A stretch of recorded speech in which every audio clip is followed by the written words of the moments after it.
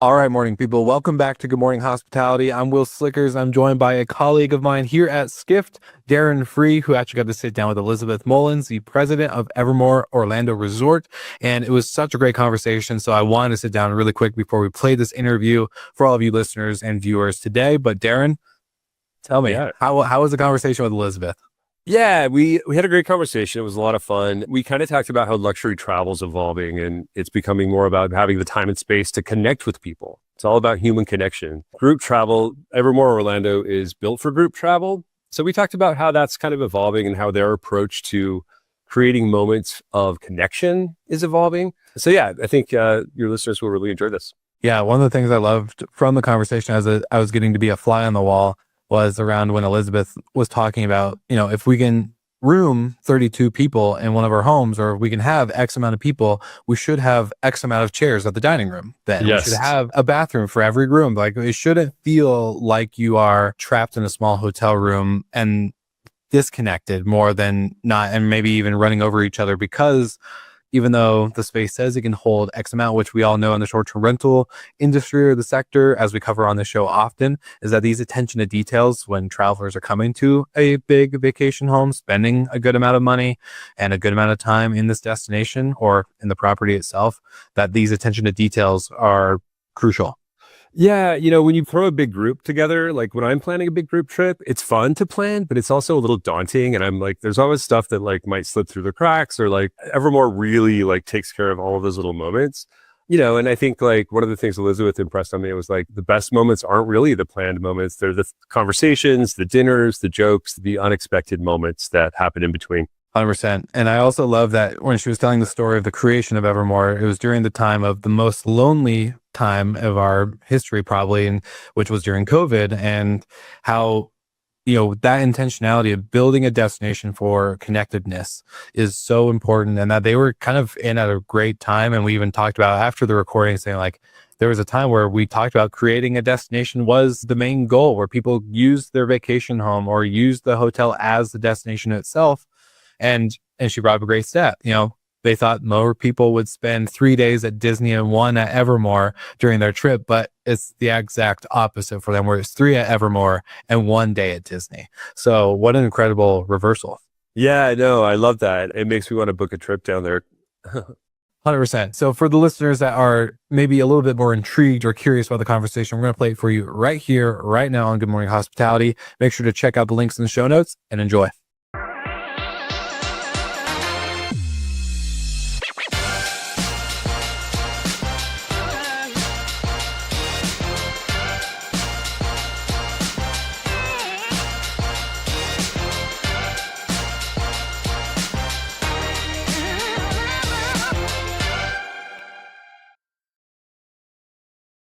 Hello, everyone.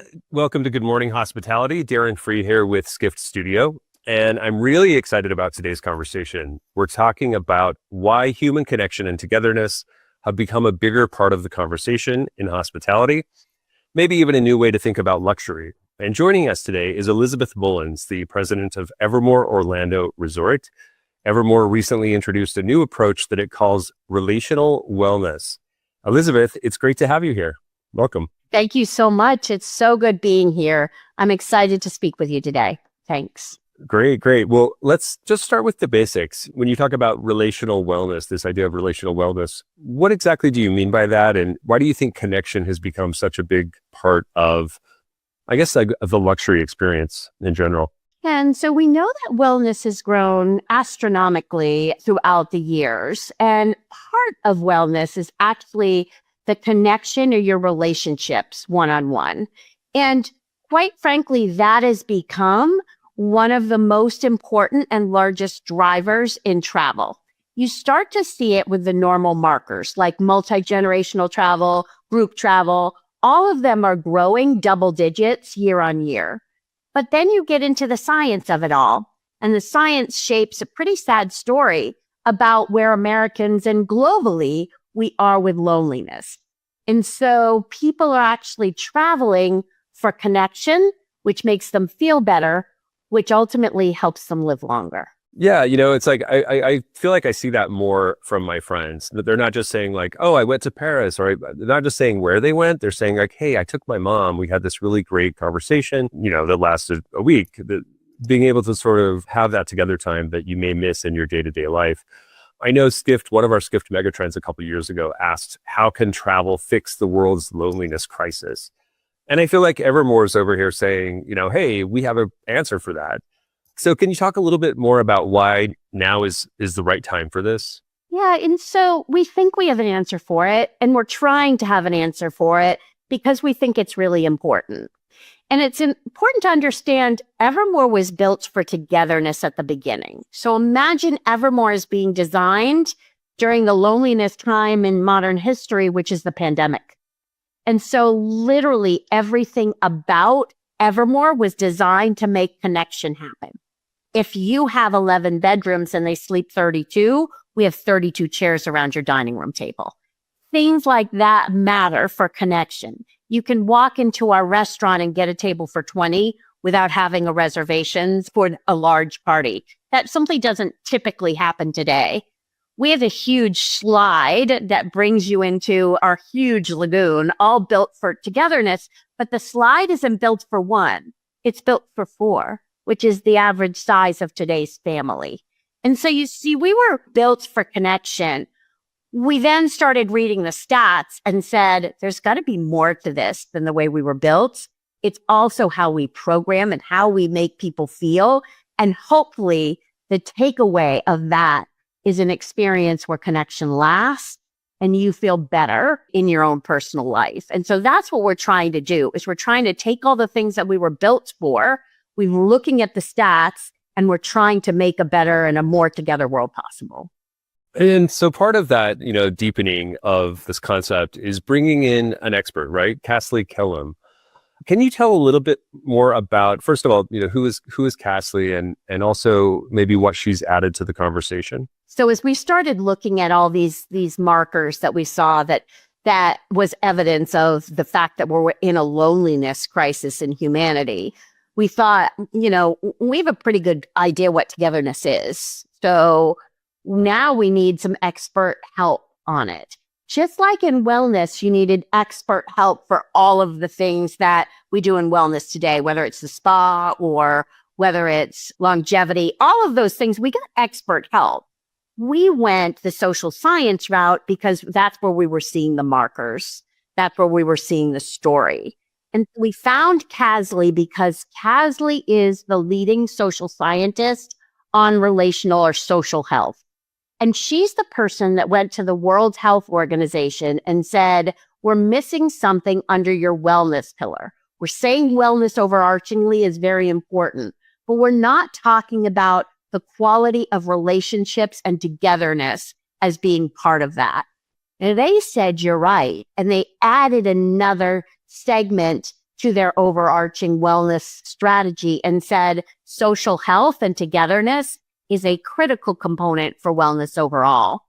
So when we found that, we engaged Kasley, and Kasley became involved with us, but she wasn't easy. We had to prove ourselves that we were actually thinking this way.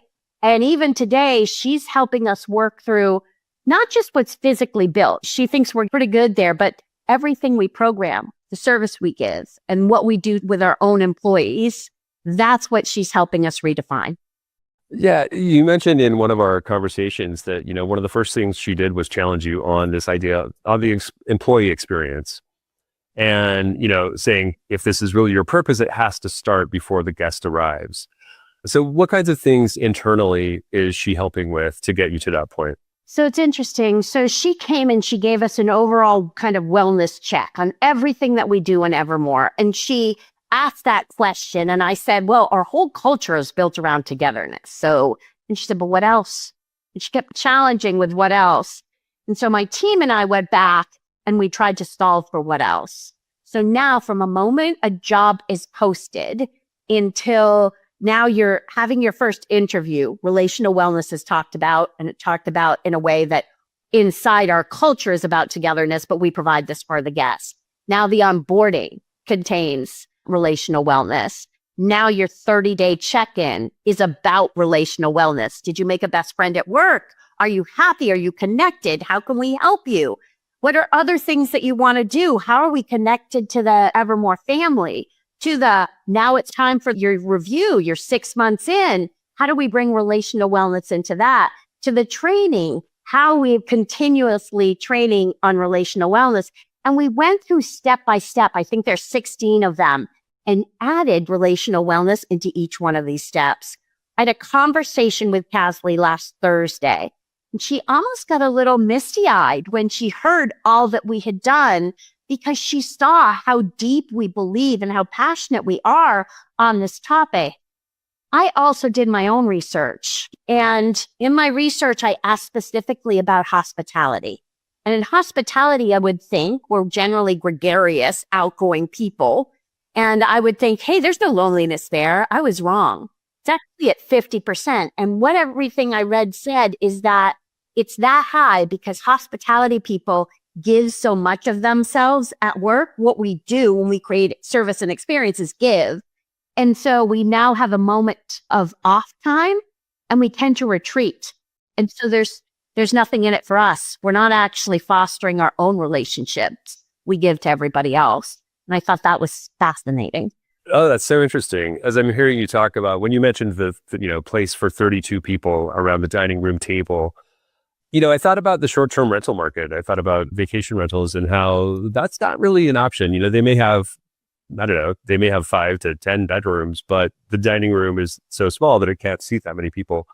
That just feels like one example that I also don't hear about, this sort of idea of togetherness to such a degree when I'm looking at vacation rentals. Can you talk a little bit about vacation rental market and how Evermore sort of positions itself in relation to the market? If you took experience where you can boat, you can swim, you can get into a spa cruisy, which, have a cocktail in hand with a group of friends and actually cruise the bay in a jacuzzi, right? That's cruising around the bay. Yeah, that'll be me. Exactly. So we also are known for golf. So 2 beautiful courses, they're 2 legacy golf courses that have been part of the Grand Cypress golf that's known in Central Florida and has been for years. And if you think about golf generally, you seldom see a solo player out there.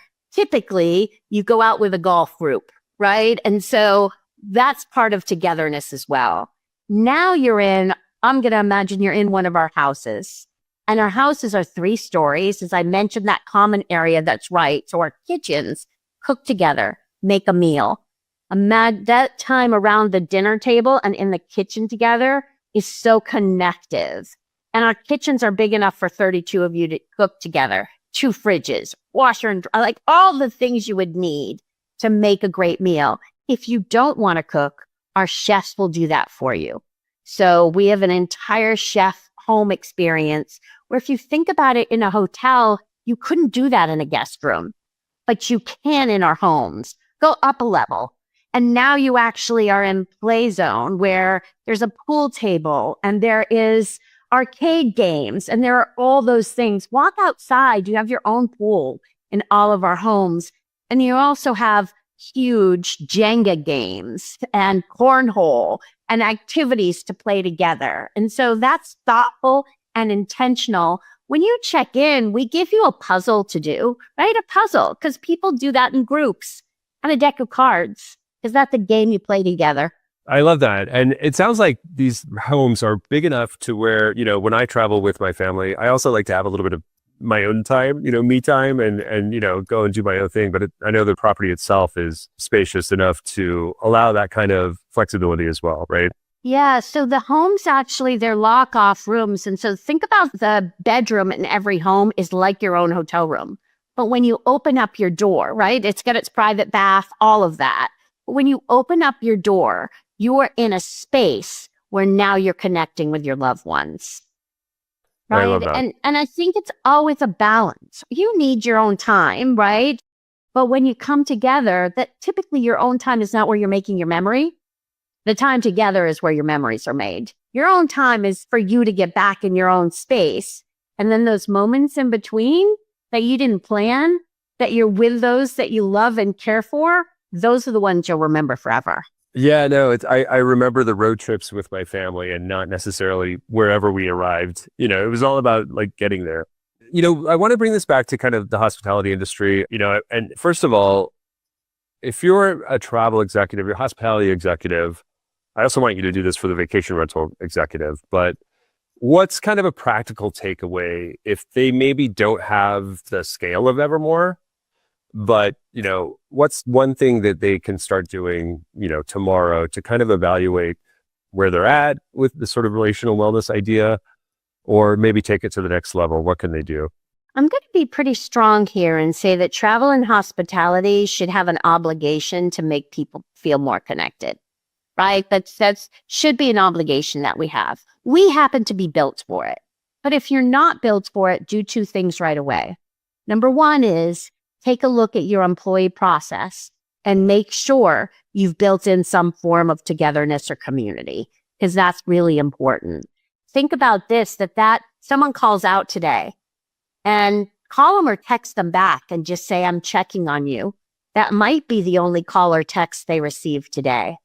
And then from the guest standpoint, we're all creating experience and connection points, but do so mindfully, do so meticulously. At least 2 or 3 of your experience could be to foster social connection. Even if you're a city hotel, you can still create those experiences where people gather. It might be helping someone more than you ever knew. I love that. And how are you measuring success? Like, what does success look like with this program a year from now? Like, when you look back and say, boy, we got Kasley on board, we implemented all of these changes internally and guest facing. What does that look like? So I think there's a few ways to take a look and measure that. On the employee side, right? On that side, our team members, we already measure culture. And so we get a culture score. As part of that measurement, I'll have 2 or 3 biomarkers or markers that will actually measure relational wellness and togetherness as a team. So obviously that's first to make sure that I get those score points and then to increase them over time. I want people to talk about this is the most connected I've ever felt when I'm on the job. Then from the guest side, it's different. It is, how did you feel when you left? And did you change fundamentally? Success for me looks like the family dinner is no longer a thing in the US because we're all so busy and connected in different ways. But imagine if once a week it is. Imagine if Sunday suppers came back to your table and at least once a week you connected as a family or a friend group. That to me is success, because it may have started right here around that home table at Evermore. I love it. Bringing Sunday family dinner back. That's a great place to leave it, I think. Elizabeth, thank you so much for your time and best of luck. Thank you so much. It's been a pleasure. And if you want any more information about Evermore, just look us up at evermore.com. More to follow on relational wellness. And listen, a more connected world is a better one for sure. Absolutely. It's a great note to leave it on. Thank you so much.